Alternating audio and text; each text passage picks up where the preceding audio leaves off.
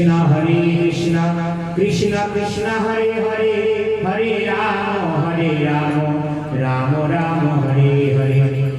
সবাই হাত জোড় করে বলুন, ওম নমো ভগবতে বাসুদেবায়, ওম নমো ভগবতে বাসুদেবায়, ওম নমো ভগবতে বাসুদেবায়। নারায়ণং নমস্কৃত্যং নরং চৈব নরোত্তমং দেবীং সরস্বতীং ব্যাসং ততো জয়ং উদীরয়ে। প্রভুগমকং করতি বাচলং পুংগং লঙ্ঘয়তে গিরিং যতে কৃপতমহং বন্দে পরমানন্দ শ্রী মাধবং। শ্রী গুরু দীনতারিণং শ্রী চৈতন্য ঈশ্বরং। হরি ওম তৎসৎ, হরি ওম তৎসৎ, হরি ওম তৎসৎ। হরে কৃষ্ণ, হরি বল। প্রথমে আমি আমার পরমানন্দ গুরুদেব শ্রী শ্রীমৎ জয়পতাকা স্বামী গুরু মহারাজ তার শ্রী চরণে আমি কোটি কোটি প্রণাম নিবেদন করি। তদন্তর আন্তর্জাতিক কৃষ্ণ ভাবনামৃত সংঘের প্রতিষ্ঠাতা আচার্য কৃষ্ণ কৃপার্ষি মূর্তি অভয় চরণারবিন্দ ভক্তি বেদান্ত স্বামী শ্রীল প্রভুপাদের চরণে আমার কোটি কোটি প্রণাম নিবেদন করে তার অহেতুক কৃপা প্রার্থনা করছি। তদন্তর আমার শিক্ষাগুরু এবং আমার জন্মদাতা পিতামাতা এবং এই মঞ্চে উপস্থিত যত ভক্তবৃন্দ আছে সকলার শ্রী চরণে প্রণাম নিবেদন করে সকলের কাছে অহেতুক কৃপা প্রার্থনা করি এবং আপনারা আমাকে আশীর্বাদ করুন আমি যেন ভগবানের কথা আপনাদেরকে শ্রবণ করাতে পারি। তা আমরা উপস্থিত হয়েছি একটা মহাভাগবতীয় উৎসবে। কেউ কথা বলবেন না? আপনারা গীতার কথা শুনেছেন, আমি আপনাদেরকে ভাগবত শোনাব। এই ভাগবত যারা শ্রবণ করে আর ভাগবত যিনি কীর্তন করে আর যিনি প্রশ্নকর্তা প্রশ্ন করে, ভাগবত শুনলে তিনজনেরই উপকার হয়। কার কার কল্যাণ হয়? যিনি বলেন তার কল্যাণ হয়, যারা শ্রবণ করে তাদেরও কল্যাণ হয় এবং যিনি প্রশ্ন করেন তারও কল্যাণ হয়। তা ভাগবতের আসর কোথায় বসেছিল আপনারা সবাই জানেন। ভাগবত শ্রবণ করলে মৃত্যু পথযাত্রী ব্যক্তি যার মরণ আসন্ন, ভাগবত শ্রবণ করলে তিনি মৃত্যুর মুখ থেকে উদ্ধার পেতে পারে। তার জ্বলন্ত প্রমাণ পরীক্ষিত মহারাজ। এই ভাগবতের আসর বসেছিল সুখদাল নামক জায়গা, যেটা বর্তমানে নয়াদিল্লি থেকে যমুনার তীর ধরে সোজা হেঁটে গেলে সেই সুখদাল জায়গা পড়ে। সেখানে সুখদেব গোস্বামী ছিলেন বক্তা আর পরীক্ষিত মহারাজ ছিলেন শ্রোতা। পরীক্ষিত মহারাজ একা ছিলেন না, সেখানে আরো অনেক মুনি ঋষি দেবতা সকলে ছিল। সুখদেব গোস্বামী শ্রীমুখ থেকে ভাগবত শ্রবণ করে পরীক্ষিত মহারাজ তার জড় দেহটা ত্যাগ করেছিল, কিন্তু তার আত্মা প্রসন্ন হয়ে ভগবান কর্তৃক প্রসন্ন হয়ে তিনি সোজা গোলক বৃন্দাবন ধামে চলে গিয়েছিলেন। তাহলে আমরা সবাই সেই ভাগবত শ্রবণ করছি। গুরু পরম্পরা ধারায় ভাগবত নেমে এসেছে। এই নয় যে তখন একটা ভাগবত ছিল এখন আবার অন্য একটা ভাগবত না। এই ভাগবত এসেছে ভগবানের কাছ থেকে। স্বয়ং ভগবান কৃষ্ণ ভাগবত শ্রবণ করেছিলেন ব্রহ্মাজিকে। ব্রহ্মাজি সেই একই ভাগবত শুনিয়েছিলেন তার শিষ্য নারদ মুনিকে। আবার নারদ মুনি সেই একই ভাগবত শুনিয়েছিলেন তার শিষ্য ব্যাসদেবকে। ব্যাসদেব সেই একই ভাগবত শুনেছিলেন তার পুত্র পরীক্ষিত মহারাজকে। আর সেই পরীক্ষিত মহারাজ যে ভাগবত বলেছে সেই ভাগবত শ্রবণ করেছিলেন পরীক্ষিত মহারাজ সহ সমস্ত মুনি ঋষিগণ। তারপরে সেখানে উপস্থিত ছিল সুত গোস্বামী। সুত গোস্বামী যখন সুখদেব গোস্বামীর মুখ থেকে ভাগবত শুনলেন, সেই একই ভাগবত আমাদের এই কলিযুগে নৈমিষ আরণ্যে সুত গোস্বামী বর্ণনা করেছিলেন এবং সেখানে 60,000 মুনি ঋষি উপস্থিত ছিল। তাদের মধ্যে বয়োজ্যেষ্ঠ যে মুনি সৌনকাদি, তিনি প্রশ্ন করতেন আর সুত গোস্বামী উত্তর দিতেন। কি প্রশ্ন করেছিলেন না, সৌনকাদি ঋষি প্রশ্ন করেছিলেন, হে প্রভু, আপনি কৃপা করে বর্ণনা করুন এই জগতের কল্যাণ কি করলে হবে, জগতের মানুষ কিভাবে পাপ থেকে মুক্তি পেয়ে তারা ভগবানের কাছে ফিরে চলে যেতে পারবে। এটা আদর্শ প্রশ্ন নয়, প্রশ্ন হতে হবে আদর্শ, তার উত্তর হবে আদর্শ, তাই না? কি সুন্দর প্রশ্ন করলো, নিজের স্বার্থের জন্য প্রশ্ন করেনি, এমন একটা প্রশ্ন করলো যে প্রশ্নের উত্তর শুনলে নিজেরও কল্যাণ হবে, জগৎবাসী সকলার কল্যাণ হবে। সুত গোস্বামী বললে, আপনি অতি উত্তম প্রশ্ন করেছেন, জগৎবাসী সকলার কি করে কল্যাণ হবে? আচ্ছা মা, জগতের যদি কল্যাণ হয়, আমি যদি ভগবানের কাছে প্রার্থনা করি, হে ভগবান, তুমি জগৎবাসী সকলকে কল্যাণ করো, তার মধ্যে আমি কি বাদ করলাম? আমি নিশ্চয়ই জগতের সকলের মধ্যে একজন, কিন্তু আমরা করি কি উল্টোটা। আমরা যে আরাধ্য দেবতার কাছে কি বলি, হে ভগবান তুমি আমার কল্যাণ করো, হে ভগবান তুমি আমার সংসারের মঙ্গল করো, এই করি না? এগুলো করা মানে বোকামি করা। নিজের যেমন কল্যাণ হবে, জগতের সকলের কল্যাণ হবে, তেমন প্রার্থনা ভগবানের কাছে করা উচিত। তা পরীক্ষিত মহারাজকে সুখদেব গোস্বামী ভাগবত শোনালেন, সুত গোস্বামী সৌনকাদি ঋষিদের ভাগবত শোনালেন। সেই একই ভাগবত মৈত্র ঋষি বিদুরকে শুনিয়েছিলেন হরিদ্বারে। যারা হরিদ্বারে গিয়েছেন তারা নিশ্চয়ই দেখেছেন, যেখানে মৈত্র ঋষি বিদুরকে এই ভাগবত শুনেছিল। তাহলে পরম্পরা ধারা এই ভাগবত নেমে এসেছে, এটা কোনো মন গড়া নয়। গুরু বাক্য সদা সর্বদা চিত্তেতে ধারণ করে নিতে হয়। গুরুদেব যে কথা বলে তিনি শাস্ত্রের কথা বলে, তিনি শাস্ত্রের বাইরে কোনো কথা বলেন না। আর গুরুদেবের যারা শিষ্য বা প্রতিনিধি, তারা যে কথা বলে তারা সেই গুরুদেবের মুখনিসৃত কথা, শাস্ত্রের মুখনিসৃত কথা তারাও সকলের কাছে বলে বেড়ায়। তাই ভাগবতের একটা শ্লোক আমরা সবাই মিলে অধ্যয়ন করি। আপনারা সবাই আমার সঙ্গে হাত জোড় করে বলুন। পরীক্ষিত মহারাজকে সুখদেব গোস্বামী ভাগবত শোনাচ্ছেন এবং বলছেন, সবই পুংস মে পর ধর্ম যথা ভক্তি অধক্ষজে অহৈত কি অপ্রতিহত জয়া আত্মা সুপ্রসিদিত। এটা সংস্কৃত শ্লোক, আমরা আবৃত্তি করলাম।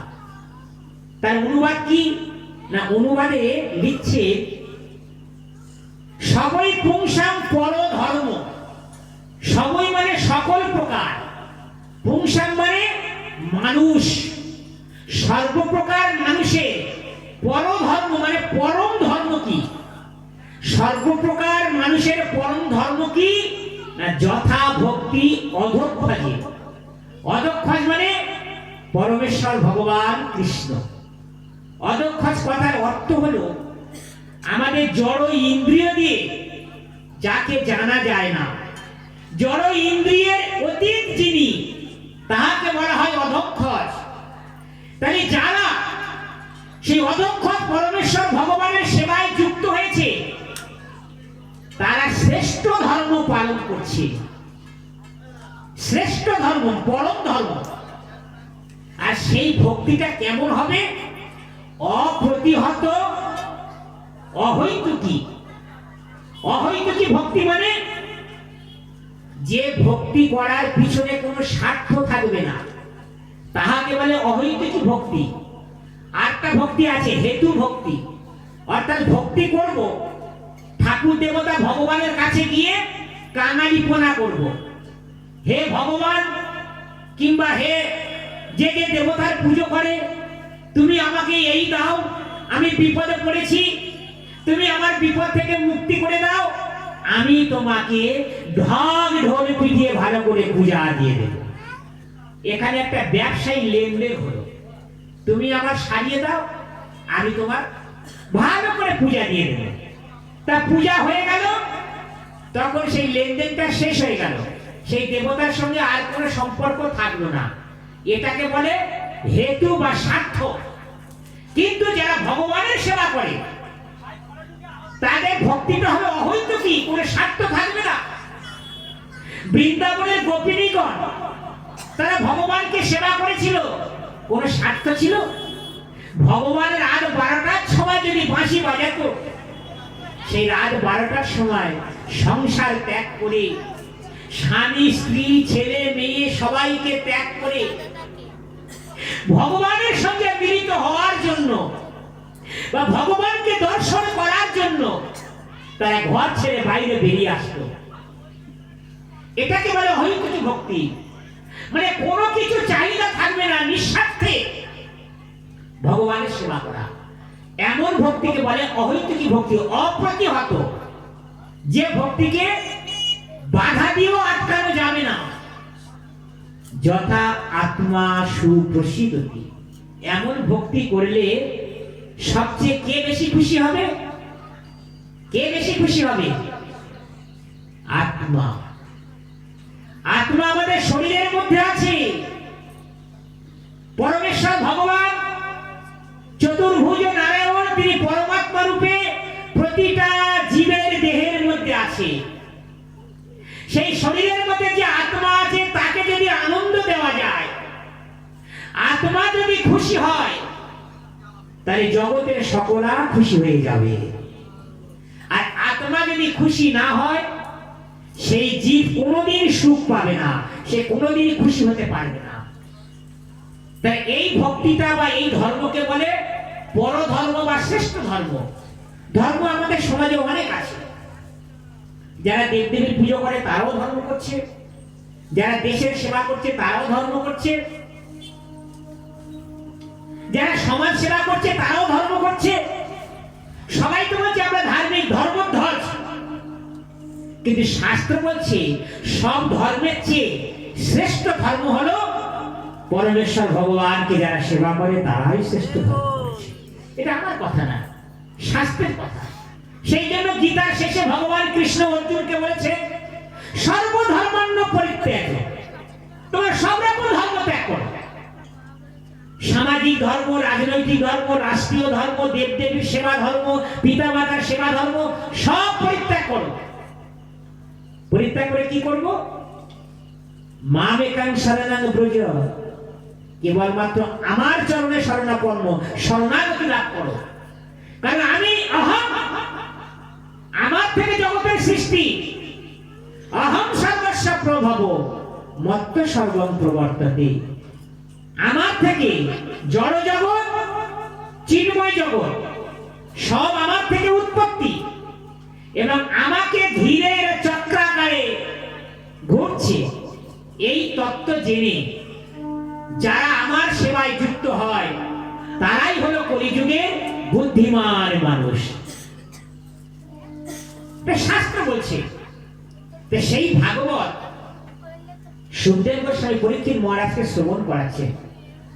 আর এই ভাগবত লিখেছিলেন ভগবানের সপ্তাদেশ অবতার ব্যাসদেব।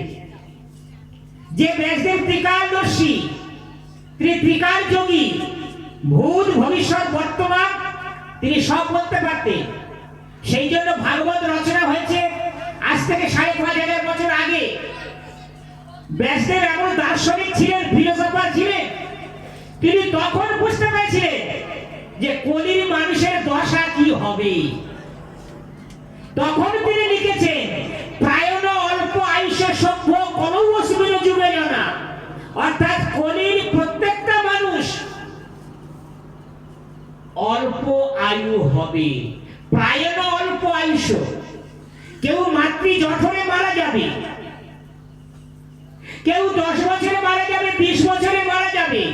আবার কেউ 50 বছরে মারা যাবে। শুধু তাই নয়, মন্দ সুমন্দ মতো তাদের মতি অর্থাৎ তাদের বুদ্ধি থাকবে মন্দ বুদ্ধি। শুধু মন্দ বুদ্ধি হলে তাও ভালো, সুমন্দ মানে মন্দের সবচেয়ে ভালো মন্দ। এবং সর্বোপরি তারা বিভিন্ন ধরনের রোগের দ্বারা আক্রান্ত হবে। ব্যাসদেব কত বড় দার্শনিক, তিনি 5,500 বছর আগে এই কথা লিখে গেছেন। এখন আপনারা বলুন সেই কথা মিলে যাচ্ছে না? যাচ্ছে না। প্রত্যেকটা কথাই মিলে যাচ্ছে। ধর্ম হলো, শাস্ত্র হলো অভ্রান্ত। শাস্ত্র আমরা পড়ি না, শাস্ত্র সম্বন্ধে ধারণা নেই, তাই আমরা মন গড়া কথা বলি। যারা শাস্ত্রজ্ঞ ব্যক্তি তাদের কাছেও আমরা যাই না, মন গড়া কথা বলি। এটাই তো ধর্ম নয়। তাই ধর্ম হলো অভ্রান্ত, শাস্ত্র হলো অভ্রান্ত। প্রমাণ বেদেতে বলা হয়েছে, যেমন গরুর মল, যাকে আমরা এক কথা বলি গোবর, গোবর পবিত্র না অপবিত্র? গরুর মল আর মূত্র না হলে কোনো শুভ কর্ম হয় না। তা তিনি তো গবাদি পশু, আর এই গোবর যেখানে লেপে দেওয়া হবে, বৈজ্ঞানিকরা প্রমাণ করেছে শত সহস্র জীবাণু ধ্বংস করার ক্ষমতা এই গরুর মলের মধ্যে আছে। তাই গরুর মল পবিত্র। আর আমরা সমাজের মানুষ, জড় মানুষ, জ্ঞানী গুণী পণ্ডিত, ডাক্তার, উকিল, কবিরাজ, আমরা নিজেদেরকে সমাজের বড় পণ্ডিত বলে মনে করি। তা তুমি যদি বড় পণ্ডিত হও, তোমার মল অপবিত্র কেন? তোমার মল স্পর্শ করা তো দূরের কথা, তোমার মলের গন্ধ যে দূর থেকে শ্রবণ করবে তাকে গঙ্গার জলে স্নান করে পবিত্র হতে হবে। এই নিয়ে তো তর্ক করলে হবে না। আমি মানুষ, আমার যে সবকিছু শ্রেষ্ঠ তা নয়। মানুষ তখনই বলা হবে। ধর্ম এমন একটা জিনিস, পশুকে মানুষে রূপান্তর করে আর মানুষকে মহাত্মা ব্যক্তিতে রূপান্তর করে। যারা ভগবানের সেবা করে তারা মহাত্মা ব্যক্তি। আর সেই মহাত্মা ব্যক্তিকে দর্শন করার জন্য স্বর্গ থেকে দেবতারা এসেও তাদেরকে নমস্কার করে, আরতি করে। আমরা জড় মানুষ, আমরা দেহ আর আত্মাকে এক বলে মনে করি। আমরা তো আদৌ দেহ নই, আমরা আত্মা। আমরা দেহগত স্তরে আছি বলে দেহের প্রতি যত্ন নিই, কিন্তু দেহের মৃত্যু আছে, আত্মার কোনো মৃত্যু নেই। আত্মা অবিনশ্বর, নিত্য, শাশ্বত, অয়ং পুরানো, ন হন্যতে হন্যমানে শরীরে। আত্মা কেবলমাত্র এক দেহ থেকে আর এক দেহে যায়। দেখুন, একদম বাস্তব দৃষ্টান্ত দিয়ে আমি বলছি। আচ্ছা, আমাদের প্রত্যেকের তো চোখ আছে, আমরা চোখ দিয়ে দেখতে পাই তো? ঠিক তো, দেখতে পাই তো? দেখতে পান? সত্যি সত্যি এক্ষুনি লোডশেডিং হয়ে যায়, দেখবে আমরা পাশের মানুষকে খুঁজে পাবে না। তাই কি করে আমরা দেখতে পাই? তাই দেখতে পাচ্ছি কি করে? ভগবানের যে শক্তি, সূর্যদেব, সূর্যদেবের আলো যখন কোনো বস্তুর উপরে পড়ে, রিফ্লেক্ট করে। সূর্যের আলো কোনো বস্তুর উপরে পড়লে সেই বস্তুটা আলোকিত হয়ে যায়। তখন আমরা যখন সেই বস্তুর দিকে তাকাই, আমরা ভাবি আমাদের চোখ দিয়ে সেটাকে দেখছি, তাই নয় মা? কিন্তু আদৌ আমাদের দেখার কোনো ক্ষমতা নেই। এখানে ইলেকট্রিকের লাইট জ্বলছে, চন্দ্রদেবের আলো জ্বলছে, তাই আমরা সবকিছু দেখতে পাচ্ছি। লোডশেডিং হয়ে যাক, এক্ষুনি ঘন মেঘ করে আসুক, আপনি কিছুই দেখতে পাবেন না। চোখ কিন্তু খোলা আছে, দেখতে পাবেন না। তাহলে আমরা কি করে দেখতে পাচ্ছি? তাই ভগবানের শক্তি দিয়ে আমরা দেখতে পাচ্ছি। ভালো করে বিষয়গুলো বুঝবেন। তাই ভগবান কত কৃপাময়, তিনি কোনো